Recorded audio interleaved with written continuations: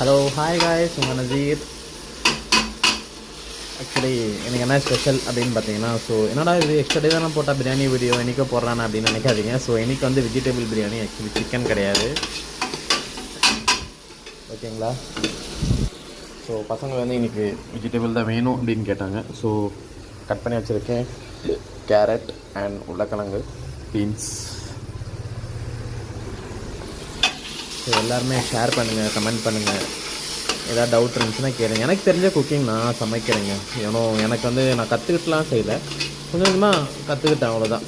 தனிமையாக இருக்கிறதுனால வீட்டில் இருந்து 1008 குறை எல்லாருமே சொல்லுவாங்க இல்லையா. ஸோ அம்மா சமைச்சாலும் சரி, அக்கா தங்கச்சிங்க சமைச்சாலும் சரி, நல்லா இல்லை ஹோட்டல் போகிறேன் அப்படின்பாங்க.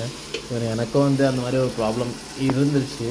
ஏன் சொல்கிறேன் அப்படின்னா, ஏன்னோ அது தனிமையாக இருக்கும்போது தாங்க அதோட கஷ்டம் தெரியும். அதான் சொல்லுவாங்கள்ல, வீட்டை விட்டு நீ என்னைக்கு நீ கிளம்புறியோ, பேக் எடுத்துகிட்டு ஒர்க்குன்னு சொல்லி வெளியூர் போகிறேன் இல்லையா. ஸோ அந்த நேரத்தில் அந்த வீட்டோட சுச்சுவேஷன், ஸோ அந்த அம்மா அப்பாவோட அருமை, ஸோ அந்த சாப்பாடோட அருமை அந்த நேரத்தில் எல்லாருக்குமே புரியும் டெஃபினட்டாக.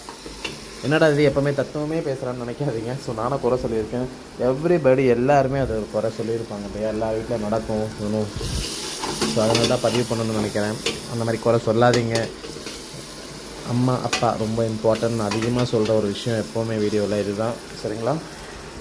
அவனை நீங்கள் நல்ல ஒரு, நீங்கள் ரொம்ப அவனுக்கு பணம்லாம் கொடுக்காத, சரிங்களா. சந்தோஷமாக அவங்கள வச்சு மன கஷ்டம் எல்லாமே பார்த்துட்டாவே நீ நல்லா இருப்ப லைஃப் ஃபுல்லாகவே, ஓகே. ஸோ அதனால் அதை முயற்சி பண்ணுங்கள், ஓகே. பாய் பாய்.